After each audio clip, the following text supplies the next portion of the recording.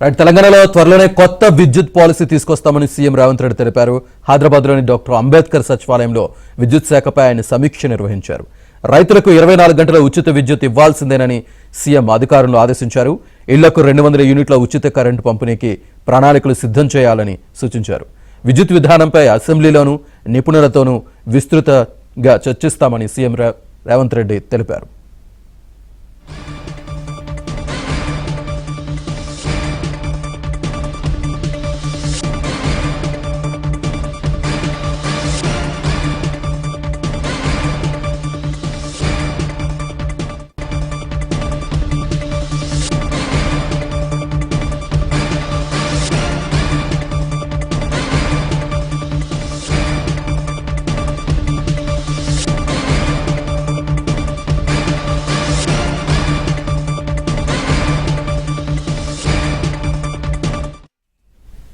తెలంగాణలో త్వరలోనే కొత్త విద్యుత్ పాలసీ తీసుకొస్తామని సీఎం రేవంత్ రెడ్డి తెలిపారు. హైదరాబాద్లోని డాక్టర్ అంబేద్కర్ సచివాలయంలో విద్యుత్ శాఖపై ఆయన సమీక్ష నిర్వహించారు. రైతులకు 24 గంటల ఉచిత విద్యుత్ ఇవ్వాల్సిందేనని సీఎం అధికారులను ఆదేశించారు. ఇళ్లకు 200 యూనిట్ల ఉచిత కరెంటు పంపిణీకి ప్రణాళికలు సిద్ధం చేయాలని సూచించారు. విద్యుత్ విధానంపై అసెంబ్లీలోనూ నిపుణులతోనూ విస్తృతంగా చర్చిస్తామని సీఎం రేవంత్ రెడ్డి తెలిపారు. ఇదే అంశానికి సంబంధించి పూర్తి డీటెయిల్స్ మా కరెస్పాండెంట్ రాజేష్ అందిస్తారు. Rajesh, Srinivas, good evening. మొత్తానికి తెలంగాణలో రాష్ట్ర ఆవిర్భావం తర్వాత 2014 నుంచి ఇప్పటి వరకు అంటే కాంగ్రెస్ ప్రభుత్వం అధికారంలోకి వచ్చే వరకు జరిగినటువంటి విద్యుత్ ఉత్పత్తితో పాటుగా కంపెనీలతో రాష్ట్ర విద్యుత్ పంపిణీ సంస్థలు అంటే డిస్కామ్లు కుదుర్చుకున్నటువంటి అన్ని రకాల విద్యుత్ కొనుగోలు ఒప్పందాలపై సమగ్ర అధ్యయనం జరిపి నివేదిక సమర్పించారని ముఖ్యమంత్రి రేవంత్ రెడ్డి ఉన్నత స్థాయి అధికారులను ఆదేశించారు.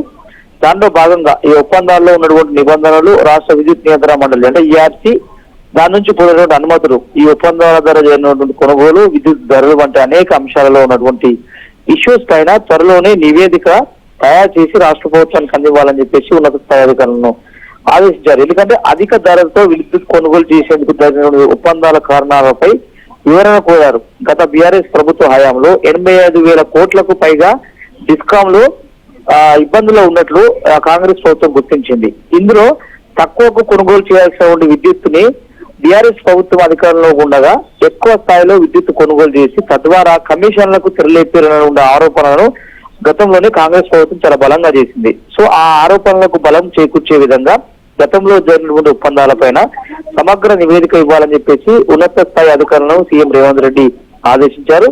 దానిలో భాగంగా బహిరంగ మార్కెట్ లో ఎవరు తక్కువ ధరకు విద్యుత్తుని విక్రయిస్తున్నారో వారి వద్ద నుంచే విద్యుత్ కొనుగోలు చేయాలని అంటే కొత్త ప్రభుత్వంలో ఈ ప్రక్రియ చేపట్టాలని చెప్పి కూడా సీఎం రేవంత్ రెడ్డి స్పష్టం చేశారు. దాంతో పాటుగా రాష్ట్ర విద్యుత్ శాఖపై ఆయన ఇవాళ సచివాలయంలో ఉన్నత స్థాయి సమీక్ష నిర్వహించారు. రాష్ట్రంలో కాంగ్రెస్ ప్రభుత్వం అధికారంలోకి వచ్చిన తర్వాత 24 గంటల నిరంతర విద్యుత్ సరఫరా, భవిష్యత్తులో జరగబోయేటువంటి విద్యుత్ అవసరాలను తీర్చడానికి కొత్త విద్యుత్ కేంద్రాల ఏర్పాటుకు సంబంధించిన అవకాశాలపైన విద్యుత్ సంస్థలకు సంబంధించిన జెన్కో కావచ్చు, ట్రాన్స్కోల్ కావచ్చు, తదితర డిపార్ట్మెంట్లు అన్ని కూడా ఉత్పత్తి సామర్థ్యం సంబంధించిన అంశంలో కంప్లీట్ గా ఒక సమగ్ర నివేదిక రెడీ చేసి రాష్ట్ర ప్రభుత్వానికి అందించాలని చెప్పేసి కూడా ఈ సమీక్ష సమావేశంలో నిర్వహించారు. దాంతో పాటుగా కాంగ్రెస్ అధికారంలోకి వచ్చిన తర్వాత 200 యూనిట్ల వరకు ఉచిత విద్యుత్ సరఫరాకు ఇస్తామని హామీ ఇచ్చారు. దానిపైన కూడా సాధ్యాలపైన కూడా చర్చించి సుదీర్ఘంగా ఒక నోట్ ఇవ్వాలని చెప్పేసి కూడా ఉన్నత స్థాయి అధికారులతో పాటుగా ఇతర అధికారులను సీఎం రేవంత్ రెడ్డి ఆదేశించారు. Srinivas, right, thank you Rajesh.